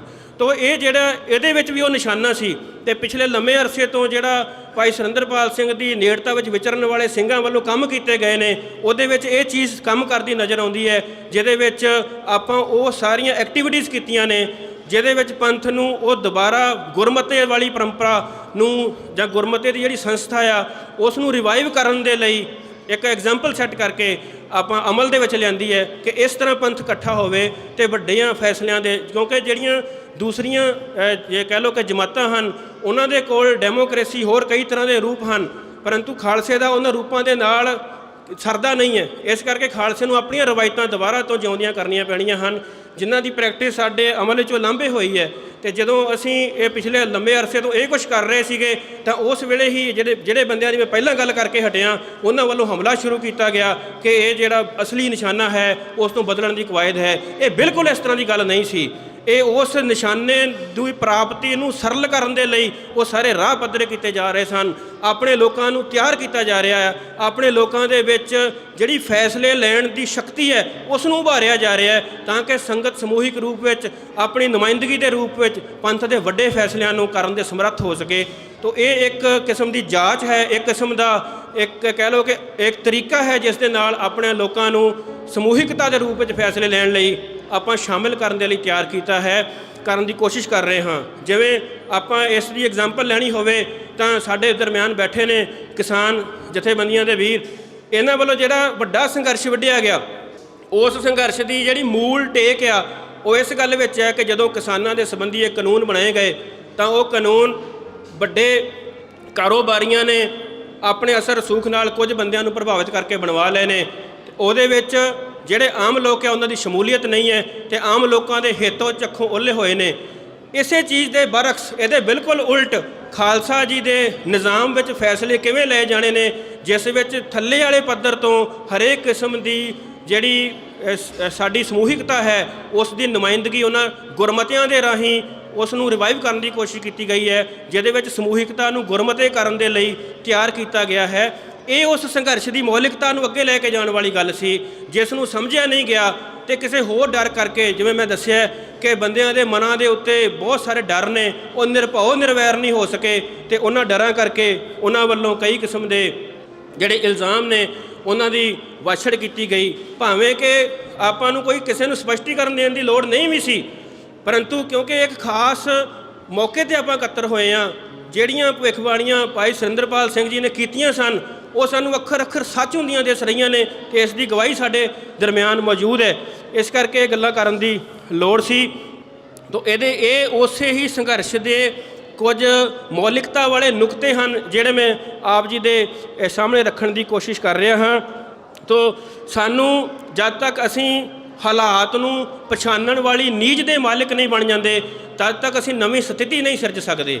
ਤਾਂ ਇਹ ਜਿਹੜੀਆਂ ਸਾਰੀਆਂ ਕਵਾਇਦ ਹੋ ਰਹੀਆਂ ਨੇ ਇਹਦੇ ਵਿੱਚ ਆਪਾਂ ਨੌਜਵਾਨਾਂ ਨੂੰ ਔਰ ਹਰ ਤਰ੍ਹਾਂ ਦੇ ਬੰਦਿਆਂ ਨੂੰ ਇੱਕ ਜਗ੍ਹਾ 'ਤੇ ਮੁਹੱਬਤ ਦੇ ਰਿਸ਼ਤੇ ਵਿੱਚ ਬੰਨ੍ਹ ਕੇ ਇਕੱਠੇ ਰਹਿ ਕੇ ਸੋਚਣ ਵਿਚਾਰਨ ਫੈਸਲੇ ਲੈਣ ਤੇ ਆਗੂ ਉਭਾਰਨ ਦੀ ਕਵਾਇਦ ਵਿੱਚ ਸ਼ਾਮਲ ਕਰ ਰਹੇ ਹਾਂ, ਜਿਸ ਦੇ ਨਾਲ ਉਹ ਚੀਜ਼ਾਂ ਜਿਹੜੀਆਂ ਗੈਰ ਹਾਜ਼ਰ ਨੇ ਲੰਮੇ ਅਰਸੇ ਤੋਂ, ਜਿਸ ਦੇ ਨਾਲ ਸਾਡੇ ਕੋਲ ਵੱਡੇ ਕਿਰਦਾਰ ਵਾਲੇ ਆਗੂ ਆ ਉਸ ਦ੍ਰਿਸ਼ ਤੋਂ ਲਾਂਭੇ ਹੋਏ ਆ, ਉਸ ਖਲਾਅ ਨੂੰ ਭਰਿਆ ਜਾ ਸਕੇ, ਜਿਹਦੇ ਵਿੱਚ ਸਾਨੂੰ ਨਵੇਂ ਆਗੂ ਪੈਦਾ ਕਰਨ ਦਾ ਇੱਕ ਤਰੀਕਾ ਲੱਭ ਸਕੇ। ਕਿਉਂਕਿ ਲੰਮੇ ਅਰਸੇ ਤੋਂ ਸਾਡੇ ਇੱਥੇ ਨੋਮੀਨੇਸ਼ਨ ਕਲਚਰ ਚੱਲ ਰਿਹਾ। ਜਿਹੜੀਆਂ ਵੱਡੀਆਂ ਪਾਰਟੀਆਂ ਨੇ ਉਹ ਉੱਪਰੋਂ ਨੁਮਾਇੰਦੇ ਨੋਮੀਨੇਟ ਕਰਕੇ ਭੇਜ ਦਿੰਦੀਆਂ ਨੇ, ਜਿਵੇਂ ਸ਼੍ਰੋਮਣੀ ਕਮੇਟੀ ਦੀ ਇਲੈਕਸ਼ਨ ਹੈ, ਚਾਹੇ ਜਿਹੜੀਆਂ ਵੀ ਤਰ੍ਹਾਂ ਦੀਆਂ ਸਾਡੀਆਂ ਅਗਵਾਈ ਦੀਆਂ ਸੰਸਥਾਵਾਂ ਹਨ, ਉਹਦੇ ਵਿੱਚ ਨੁਮਾਇੰਦਗੀ ਉੱਪਰੋਂ ਨਿਸ਼ਚਿਤ ਕਰਕੇ ਹੇਠਾਂ ਨੂੰ ਆ ਰਹੀ ਹੈ। ਆਪਾਂ ਇਹਦੇ ਉਲਟ ਜਿਹੜਾ ਖਾਲਸੇ ਦੀ ਰਵਾਇਤ ਹੈ, ਹੇਠਾਂ ਤੋਂ ਆਗੂ ਚੁਣ ਕੇ ਹੇਠਾਂ ਤੋਂ ਆਗੂਆਂ ਨੂੰ ਪੈਦਾ ਕਰਕੇ ਉੱਪਰ ਜਾਣ ਦੇ ਲਈ ਰਾਹ ਪੱਧਰਾ ਕਰ ਰਹੇ ਹਾਂ। ਤਾਂ ਇਸ ਕਰਕੇ ਕੁਝ ਗੱਲਾਂ ਨੂੰ ਇਸ ਤਰੀਕੇ ਨਾਲ ਸਪਸ਼ਟ ਕਰਨ ਦੇ ਲਈ ਆਪਣਿਆਂ ਦੇ ਨਾਲ ਘੱਟੋ ਘੱਟ ਆਪਣਿਆਂ ਨੂੰ ਤਾਂ ਪਤਾ ਹੋਵੇ, ਕਿਉਂਕਿ ਜਦੋਂ ਇਹ ਸੋਸ਼ਲ ਮੀਡੀਆ 'ਤੇ ਨੈਰੇਟਿਵਸ ਚੱਲਦੇ ਆ ਤਾਂ ਫਿਰ ਕਈ ਆਪਣੇ ਹੀ ਸਵਾਲ ਕਰਦੇ ਆ। ਉਸ ਚੀਜ਼ ਕਰਕੇ ਜਿਹੜਾ ਉਹ ਗੱਲ ਦੀ ਲੋੜ ਹੁੰਦੀ ਹੈ ਕਿ ਘੱਟੋ ਘੱਟ ਆਪਣਿਆਂ ਨੂੰ ਤਾਂ ਸਪਸ਼ਟ ਕੀਤਾ ਜਾਵੇ ਕਿ ਅਸੀਂ ਕਰ ਕੀ ਰਹੇ ਹਾਂ, ਉਸ ਦਾ ਮਤਲਬ ਕੀ ਹੈ, ਕਿ ਇਹ ਉਸ ਵੱਡੇ ਅਕੀਦੇ ਦੇ ਨਾਲ ਇਕਸੁਰ ਗੱਲ ਹੈ ਜਾਂ ਕੋਈ ਵੱਖਰੀ ਰਾਹ ਫੜ ਲਏ ਗਏ ਹਨ। ਇਸ ਤਰ੍ਹਾਂ ਦੀ ਕੋਈ ਗੱਲ ਨਹੀਂ ਹੈ, ਕੋਈ ਰਾਹ ਵੱਖਰਾ ਨਹੀਂ ਫੜਿਆ ਗਿਆ, ਸਿਰਫ ਕਈ ਚੀਜ਼ਾਂ ਨੂੰ ਆਪਣੀ ਬੋਲੀ ਵਿੱਚ ਕਹਿਣ ਦੀ ਕੋਸ਼ਿਸ਼ ਕੀਤੀ ਹੈ। ਜੇ ਆਪਾਂ ਕਹਿੰਦੇ ਹਾਂ ਕਿ ਖਾਲਸਾ ਜੀ ਕੇ ਬੋਲ ਬਾਲੇ, ਤਾਂ ਇਹ ਇੱਕ ਵੱਡਾ ਸੱਚ ਹੈ ਜਿਹੜਾ ਇਸ ਧਰਤੀ ਦੇ ਲੋਕਾਂ ਨੇ ਮੰਨਿਆ। ਜੇ ਆਪਾਂ ਇਹਦੀ ਗੱਲ ਕਰਦੇ ਹਾਂ ਤਾਂ ਇਹ ਖਾਲਿਸਤਾਨ ਦੇ ਅਕੀਦੇ ਤੋਂ ਹਟਣ ਵਾਲੀ ਗੱਲ ਨਹੀਂ ਹੈ।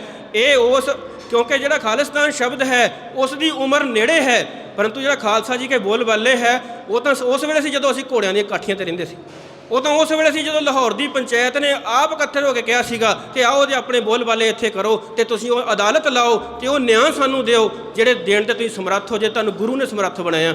ਤਾਂ ਇਸ ਕਰਕੇ ਜੇ ਅਸੀਂ ਆਪਣੀ ਬੋਲੀ ਦੀ ਉਸ ਸ਼ਬਦਾਵਲੀ ਨੂੰ ਰਿਵਾਈਵ ਕਰ ਰਹੇ ਹਾਂ ਅਤੇ ਉਸ ਨੂੰ ਜੇ ਸਮਝਣ ਵਿੱਚ ਸਾਡੇ ਕੁਝ ਬਾਹਰ ਬੈਠੇ ਵਿਦਵਾਨ ਜਾਂ ਕੋਈ ਹੋਰ ਇੱਧਰ ਉੱਧਰ ਤੁਰੇ ਫਿਰਦੇ ਵਿਦਵਾਨ ਸਮਰੱਥ ਨਹੀਂ ਹਨ, ਤਾਂ ਫਿਰ ਉਹਨਾਂ ਨੂੰ ਆਪਣੀ ਸਮਰੱਥਾ ਵਧਾਉਣੀ ਚਾਹੀਦੀ ਹੈ, ਨਾ ਕਿ ਨਵੀਂ ਤਰ੍ਹਾਂ ਦੇ ਨਫ਼ਰਤੀ ਜਿਹੜੇ ਬਿਰਤਾਂਤ ਨੇ ਉਹ ਸਿਰਜ ਦੇਣੇ ਚਾਹੀਦੇ ਨੇ। ਸੋ ਇਸ ਕਰਕੇ ਮੇਰੀਆਂ ਇਹ ਬੇਨਤੀਆਂ ਨੇ ਕਿ ਇਹ ਜਿਹੜਾ ਸੰਘਰਸ਼ ਹੈ ਇਹਦੀ ਮੌਲਿਕਤਾ ਇਹ ਵੀ ਹੈ, ਜਿਵੇਂ ਮੋਦੀ ਸਰਕਾਰ ਤਾਕਤ ਵਿੱਚ ਆਈ ਹੈ ਤਾਂ ਉਹਨਾਂ ਨੇ ਬਿਰਤਾਂਤ ਦੇ ਸਿਰ 'ਤੇ ਆਪਣੀ ਸਰਕਾਰ ਬਣਾਈ ਹੈ, ਉਹਨਾਂ ਨੇ ਬਿਰਤਾਂਤ ਦੇ ਉੱਤੇ ਟੇਕ ਰੱਖੀ ਹੈ। ਖਾਲਸੇ ਨੂੰ ਕਿਸੇ ਕਿਸਮ ਦੇ ਬਿਰਤਾਂਤਾਂ ਦੀ ਲੋੜ ਨਹੀਂ ਹੈ।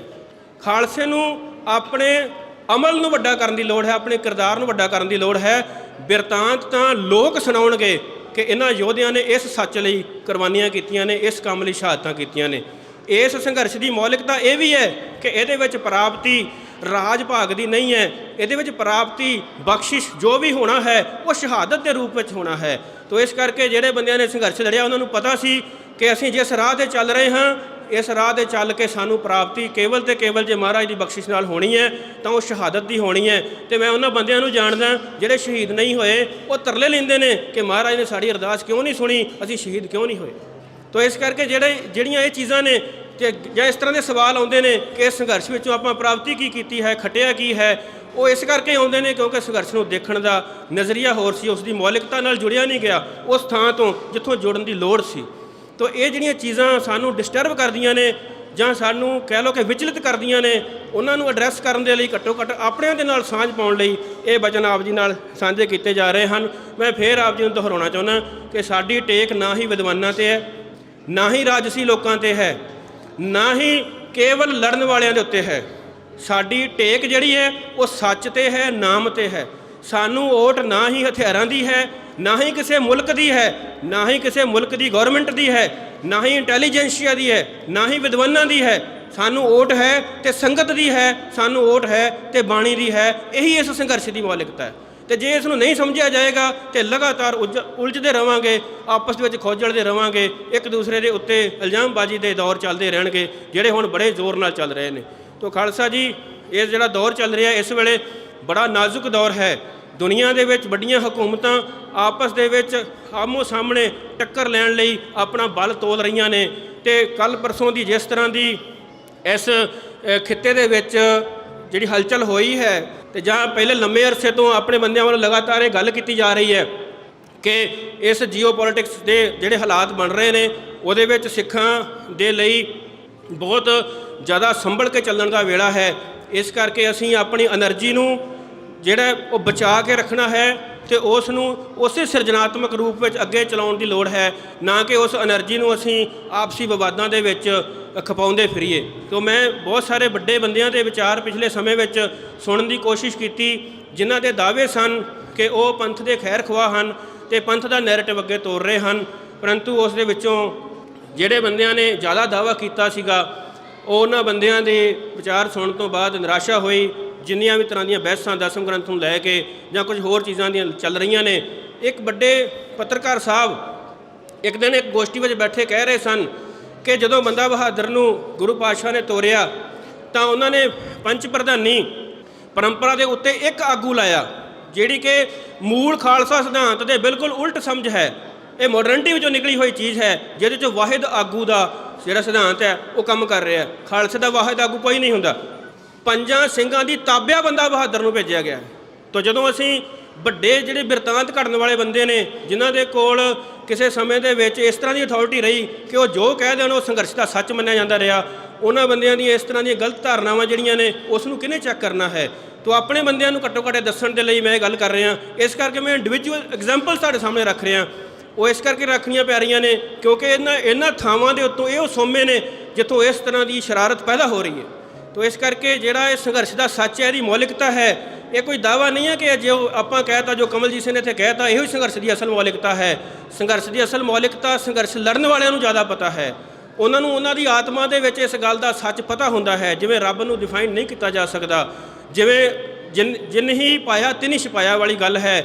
ਤਾਂ ਜਿਹੜਾ ਸੰਘਰਸ਼ ਲੜਦਾ ਹੈ ਉਸ ਨੂੰ ਹੀ ਪਤਾ ਹੁੰਦਾ ਹੈ ਉਸੇ ਕੋਲ ਕਿੰਨਾ ਸੱਚ ਆਇਆ ਹੈ ਤੇ ਉਸ ਦੇ ਉੱਤੇ ਗੁਰੂ ਦੀ ਕਿੰਨੀ ਬਖਸ਼ਿਸ਼ ਹੋਈ ਹੈ, ਉਹਨੂੰ ਇਹਦੇ ਵਿੱਚੋਂ ਕੀ ਪ੍ਰਾਪਤ ਹੋਣਾ ਹੈ, ਕੀ ਪ੍ਰਾਪਤ ਹੋਇਆ ਹੈ। ਇਸ ਕਰਕੇ ਇਸ ਸੱਚ ਨੂੰ ਦੱਸਣ ਲਈ ਵੀ ਸਾਨੂੰ ਵਿਦਵਾਨਾਂ ਦੀ ਲੋੜ ਨਹੀਂ ਹੈ। ਇਹ ਸੱਚ ਨੂੰ ਦੱਸਣ ਲਈ ਵੀ ਸਾਨੂੰ ਸੰਘਰਸ਼ ਲੜਨ ਵਾਲੇ ਬੰਦਿਆਂ ਦੀ ਲੋੜ ਹੈ, ਜਿਨ੍ਹਾਂ ਨੇ ਆਪ ਸੰਘਰਸ਼ ਲੜਿਆ। ਇਸ ਕਰਕੇ ਜਿਹੜੀ ਚੀਜ਼ ਨੂੰ ਜਿਵੇਂ ਕਰਨ ਦੀ ਲੋੜ ਹੁੰਦੀ ਹੈ, ਜਿਵੇਂ ਕੋਈ ਸਬਜ਼ੀ ਬਣਦੀ ਹੈ, ਜਿਵੇਂ ਕੋਈ ਚੀਜ਼ ਬਣਦੀ ਹੈ, ਜੇ ਉਹਨੂੰ ਉਸ ਤਰ੍ਹਾਂ ਨਹੀਂ ਬਣਾਇਆ ਜਾਵੇਗਾ ਤਾਂ ਉਹ ਆਪਣੇ ਅਸਲ ਰੂਪ ਵਿੱਚ ਕਦੀ ਪੇਸ਼ ਨਹੀਂ ਹੋਵੇਗੀ। ਤਾਂ ਕਈ ਵਿਧਾਨ ਹੁੰਦੇ ਹਨ ਜਿਨ੍ਹਾਂ ਨੇ ਉਵੇਂ ਚੱਲਣਾ ਹੁੰਦਾ ਹੈ ਜਿਵੇਂ ਉਹਨਾਂ ਨੂੰ ਨਿਸ਼ਚਿਤ ਕੀਤਾ ਗਿਆ ਹੈ।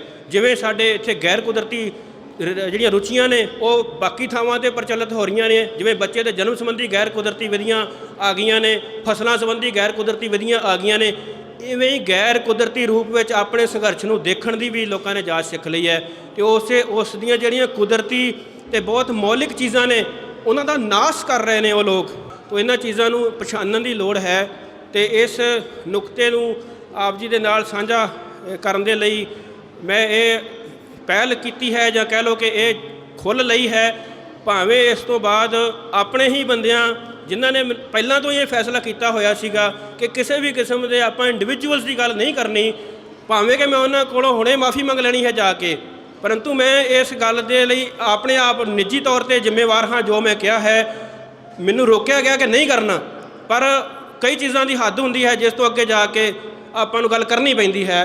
ਤਾਂ ਇਸ ਕਰਕੇ ਮੈਂ ਕੁਝ ਐਗਜ਼ਾਮਪਲਸ ਤੁਹਾਡੇ ਨਾਲ ਸਾਂਝੀਆਂ ਕੀਤੀਆਂ ਨੇ ਜਿਹੜੀਆਂ ਸਾਡੀ એનર્ਜੀ ਨੂੰ, ਸਾਡੀ ਊਰਜਾ ਨੂੰ ਬਿਨਾਂ ਵਜ੍ਹਾ ਖਪਤ ਵਿੱਚ ਸੁੱਟ ਰਹੀਆਂ ਨੇ ਜਾਂ ਇੱਧਰ ਉੱਧਰ ਭਟਕਾ ਰਹੀਆਂ ਨੇ। ਜਿਹੜਾ ਵੱਡਾ ਨਿਸ਼ਾਨਾ ਹੈ ਜਿਸ ਲਈ ਇਹ ਕਾਫਲਾ ਤੁਰਿਆ ਸੀਗਾ, ਜਿਹੜਾ ਲਗਾਤਾਰ ਅਜੇ ਵੀ ਉਸੇ ਰੂਪ ਵਿੱਚ ਜਾਰੀ ਹੈ, ਉਸ ਦੇ ਰਾਹ ਵਿੱਚ ਕੋਈ ਰੁਕਾਵਟ ਨਾ ਪਵੇ, ਉਸ ਦੇ ਉੱਤੇ ਕੋਈ ਵਾਧੂ ਦੇ ਇਲਜ਼ਾਮ ਨਾ ਲੱਗਣ ਅਤੇ ਉਸ ਨੂੰ ਕਿਸੇ ਸਪਸ਼ਟੀਕਰਨ ਨਾ ਦੇਣਾ ਪਵੇ। ਇਸ ਲਈ ਇਹ ਗੱਲਾਂ ਜਿਹੜੀਆਂ ਨੇ ਉਹ ਆਪ ਜੀ ਨਾਲ ਸਾਂਝੇ ਕਰਨ ਦੀ ਲੋੜ ਮਹਿਸੂਸ ਕੀਤੀ ਗਈ ਹੈ। ਅਤੇ ਮੈਂ ਆਖਰ ਦੇ ਵਿੱਚ ਆਪ ਜੀ ਨੂੰ ਇਹ ਬੇਨਤੀ ਕਰਦਾ ਹਾਂ ਕਿ ਸਾਨੂੰ ਆਪਣੀਆਂ ਉਹ ਸੰਸਥਾਵਾਂ ਜਿਸ ਵਿੱਚ ਗੁਰਮਤਾ ਹੈ ਉਸ ਨੂੰ ਦੁਬਾਰਾ ਤੋਂ ਹਰ ਜਗ੍ਹਾ ਦੇ ਉੱਤੇ ਲਾਗੂ ਕਰਨ ਦੀ ਲੋੜ ਹੈ। ਚਾਹੇ ਅਸੀਂ ਛੋਟੇ ਪੱਧਰ ਦੇ ਗੁਰਦੁਆਰਾ ਸਾਹਿਬ ਦੇ ਪ੍ਰਬੰਧ ਸੁਧਾਰਨੇ ਹਨ ਜਾਂ ਉਹਦੇ ਵਿੱਚ ਕੋਈ ਤਬਦੀਲੀ ਕਰਨੀ ਹੈ, ਉਹ ਗੁਰਮਤੇ ਰਾਹੀਂ ਕੀਤੀ ਜਾਵੇ। ਜਿਵੇਂ ਸਿੱਖ ਜਥਾ ਮਾਲਵਾ ਵੱਲੋਂ ਗੁਰਮਤੇ ਕਰਨ ਦੀ ਜਿਹੜੀ ਰਵਾਇਤ ਹੈ ਉਹ ਆਪਣੇ ਇਲਾਕੇ ਵਿੱਚ ਕੀਤੀ ਗਈ, ਜਿਹਦੇ ਨਾਲ ਉਹਨਾਂ ਨੇ ਮੇਲਿਆਂ ਦੇ ਪ੍ਰਬੰਧ ਨੂੰ ਸੁਧਾਰਿਆ, ਜਿਹਦੇ ਵਿੱਚ ਮਸਤੂਆਣਾ ਸਾਹਿਬ ਦੇ ਮੇਲੇ ਦੇ ਪ੍ਰਬੰਧ ਸੁਧਾਰਨ ਦੀ ਗੱਲ ਸੀ। ਜਾਂ ਹੋਰ ਤੁਸੀਂ ਸਾਰੇ ਜਾਣਕਾਰ ਹੋ ਇਹਨਾਂ ਗੱਲਾਂ ਤੋਂ, ਕਿਉਂਕਿ ਉਹ ਇਸ ਇਲਾਕੇ ਵਿੱਚ ਵਿਚਰਦੇ ਨੇ। ਤੋ ਇਸ ਤਰ੍ਹਾਂ ਸਾਨੂੰ ਹਰ ਜਗ੍ਹਾ 'ਤੇ ਉਸ ਗੁਰਮਤੇ ਦੀ ਸੰਸਥਾ ਨੂੰ ਇਵਾਲਵ ਕਰਨਾ ਚਾਹੀਦਾ ਆ, ਉਹਨੂੰ ਦੁਬਾਰਾ ਤੋਂ ਜਾਰੀ ਕਰਨਾ ਚਾਹੀਦਾ ਆ ਅਤੇ ਆਪਣੀ ਬੋਲੀ ਵਿੱਚ ਗੱਲ ਕਰਨੀ ਚਾਹੀਦੀ ਹੈ। ਸਾਨੂੰ ਖਾਲਸੇ ਦੇ ਬੋਲ ਬਾਲਿਆਂ ਦੀ ਹੀ ਗੱਲ ਕਰਨੀ ਚਾਹੀਦੀ ਹੈ। ਸਾਨੂੰ ਹਮੇਸ਼ਾ ਚੜ੍ਹਦੀ ਕਲਾ ਵਿੱਚ ਨਿਰਭਉ ਨਿਰਵੈਰ ਰਹਿ ਕੇ ਅੱਗੇ ਵਧਦੇ ਰਹਿਣ ਦੀ ਲੋੜ ਹੈ। ਤੋ ਇਹ ਜਿਹੜੀ ਇਹ ਵੋਕੈਬਲਰੀ ਆ, ਜਿਹੜੀ ਇਹ ਸ਼ਬਦਾਵਲੀ ਆ, ਜਿਹੜੇ ਸਿੰਘ ਇਹਨੂੰ ਅੱਗੇ ਲੈ ਕੇ ਆ ਰਹੇ ਨੇ, ਉਹਨਾਂ ਨੂੰ ਬੇਨਤੀ ਹੈ ਕਿ ਉਹ ਲਗਾਤਾਰ ਇਸ ਕੰਮ ਵਿੱਚ ਲੱਗੇ ਰਹਿਣ। ਕਿਸੇ ਗੱਲ ਕਰਕੇ ਜਾਂ ਕਿਸੇ ਪ੍ਰਭਾਵ ਕਰਕੇ ਵਿਚਲਿਤ ਹੋਣ ਦੀ ਲੋੜ ਨਹੀਂ ਹੈ। ਇਸ ਤੋਂ ਹੀ ਅਗਲਾ ਪੜਾਅ ਜਿਹੜੇ ਵੱਡੇ ਪੱਧਰ 'ਤੇ ਜਾ ਕੇ ਉਹ ਸਰਬੱਤ ਖਾਲਸਾ ਦਾ ਬਣੇਗਾ। ਪਰੰਤੂ ਕਈ ਗੱਲਾਂ ਕਾਹਲੀ ਦੀ ਮੰਗ ਕਰਦੀਆਂ ਨੇ, ਇਹ ਕਾਹਲੀ ਨਾਲ ਕਰਨ ਵਾਲੇ ਕੰਮ ਨਹੀਂ ਹਨ, ਇਹ ਸਹਿਜੇ ਸਹਿਜੇ ਰੂਪ ਵਿੱਚ ਹੋਣ ਵਾਲੇ ਕੰਮ ਹਨ। ਤੋ ਬੋਲਦਿਆਂ ਕੋਈ ਗੱਲਾਂ ਉੱਚੀਆਂ ਨੀਵੀਆਂ ਕਈਆਂ ਗਈਆਂ ਹੋਣਗੀਆਂ, ਕਿਸੇ ਦੀ ਸ਼ਾਨ ਦੇ ਖਿਲਾਫ ਵੀ ਬੋਲਿਆ ਗਿਆ ਹੋਵੇਗਾ। ਉਹਦੇ ਲਈ ਮੈਂ ਨਿੱਜੀ ਤੌਰ 'ਤੇ ਸਾਰੀ ਸੰਗਤ ਕੋਲੋਂ ਖਿਮਾ ਦਾ ਜਾਚਕ ਹਾਂ ਅਤੇ ਸਾਨੂੰ ਆਪਣੀ ਹੀ ਰਵਾਇਤ ਉੱਤੇ ਖੜਨ ਦੀ ਲੋੜ ਹੈ, ਆਪਣੀ ਸ਼ਬਦਾਵਲੀ ਵਿੱਚ ਗੱਲ ਕਰਨ ਦੀ ਲੋੜ ਹੈ। ਇੰਨੀਆਂ ਬੇਨਤੀਆਂ ਪ੍ਰਵਾਨ ਹੋਈਆਂ, ਭੁੱਲਾਂ ਦੀ ਖਿਮਾ। ਵਾਹਿਗੁਰੂ ਜੀ ਕਾ ਖਾਲਸਾ, ਵਾਹਿਗੁਰੂ ਜੀ ਕੀ ਫਤਿਹ।